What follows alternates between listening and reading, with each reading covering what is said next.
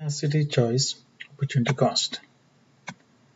Let's try to understand the connection between scarcity, choice, and opportunity cost. What is scarcity?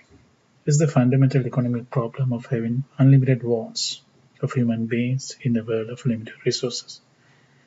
As the needs of human beings are limited and resources are limited, there's a mismatch. This mismatch creates the scarcity. Because of the scarcity that there are limits to what we can do. We can't do everything. Because of this scarcity, we have to select what we want to do. Because of scarcity, every time we do one thing, we necessarily have to forego doing something else desirable. That means we have to make a choice. What is choice? It is an action that one has to take to choose between the many unlimited wants which one satisfies at any given moment. So we have unlimited wants, so we need to select one out of these unlimited wants. So we have to make a choice. We have to choose. When we are choosing, there is an opportunity cost. So there is an opportunity cost to everything we do. This opportunity cost is expressed in terms of the most valuable alternative or activity that is sacrificed in making a choice. So it is clear when we are making a choice, we have to sacrifice the next best alternative that we could do. That value we could simply calculate it as the opportunity cost. Thus, opportunity cost is incurred when a choice is made. Keep in mind, this cost is subject to and vary across persons. Simply means person to person, their choices are different, their needs are different, their selections are different, so their opportunity costs are different too. If an option becomes more costly, an individual will be less likely to choose it. For instance, the opportunity cost of going to college includes monetary cost, just like tuition, books, then the non-monetary cost, that is foregone earnings. If the opportunity cost of college rises, then one will be less likely to attend college. For instance, assume that there's a good job offer is available outside. So giving up that job offer is some sort of cost.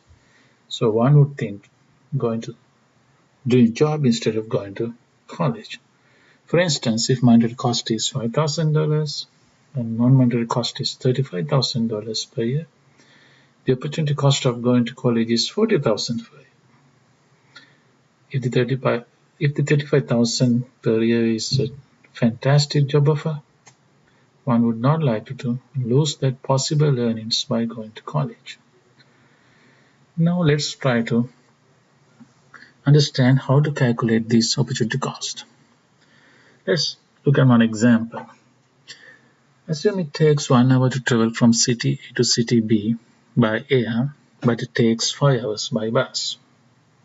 Assume the airfare is $110 and the bus fare is $70.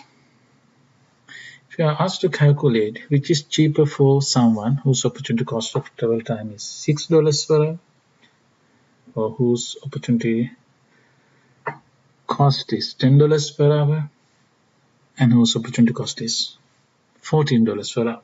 So we have three persons in this case. Person 1, whose opportunity cost is $6 per hour. Person 2, opportunity cost is $10 per hour. Person 3, opportunity cost is $14 per hour. Right. Let's look at person 1, whose opportunity cost is $6 per hour. If he goes by air, the cost of ticket is $110. If you go by bus, the bus fare is $70. If he goes by air, you would see that his foregone earnings is $6 because by air it takes 1 hour. Is 1 hour worth $6. So his total opportunity cost is $116. If he goes by bus, the cost of ticket is $70 and his foregone earnings is $30. How it becomes 30? Because it takes 5 hours to go by bus each hour worth $6, so it becomes $30. So total opportunity cost traveling by bus is $100. So for him, it is cheaper to go in by bus because the opportunity cost is $100 compared to $116 by air. The same way, if you calculate it for person 2, whose opportunity cost is $10, you would see that these cost of tickets are not changed, but the opportunity cost or the foregone earnings are changed here. So you would see that if he goes by air, his total opportunity cost is $120. If he goes by bus, his total opportunity cost is again $120. So there is no difference for him to go by bus or travel by air. If you look at person 3, whose opportunity cost is $14 per hour, if he goes by air, his total opportunity cost is $124. If he goes by bus, his opportunity cost is going to be $140 because 5 hours brings him $70 foregone earnings here, so it is $140. For him, it is much more cheaper to go by air rather than go by bus. Okay, let's look at another example. Assume that there is 1 acre of land and only 2 alternative crops could be grown there. Assume these crops are soybean and corn. Right. Assume that there are 5 alternatives we could go here. Alternative A, alternative B, C, D, and E. In the case of alternative A, we grow only soybean, and if we grow only soybean in this particular land, it could reach 50 bushels of soybean, and you get 0 bushels of corn.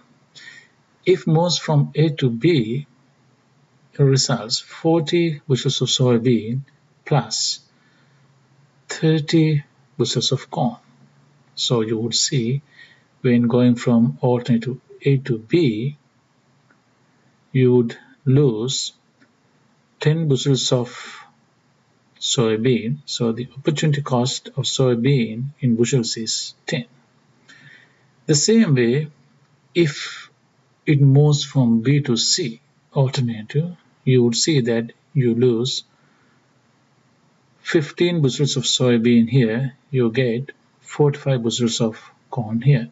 So the opportunity cost of soybean in bushels is $15, 15 bushels. The same way you can go from C to D, D to E. So you would see that when we go from alternative A through alternative E, it generates some sort of opportunity cost in terms of soybean bushels here. Right. If you know the prices of these 2 crops, for instance, assume that the soybean, it is $9 per bushel, corn, it is $4 per bushel. So now we can convert this opportunity cost into dollars and cents. For instance, when you move from alternative A to B, your opportunity cost of soybean in bushels is $10. If we converted that into dollars and cents, you would see that it is $90. The same way, if you go from alternative B to alternative C, opportunity cost of soybean is $15 in bushels, but in terms of dollars and cents, it is $135. Right, so you can see that we can express our opportunity cost in terms of money there. And the good thing here is that we could calculate what kind of gains we could have in terms of corn. So if you look at the amount of corn bushels we are getting when we are moving from alternative A through alternative E, it is something like this. If you go from alternative A to B, you get 30 bushels of corn. If you go from B to C, you would get extra 45 bushels of corn. And from C to D, you get in the same way, you can calculate how much more bushels of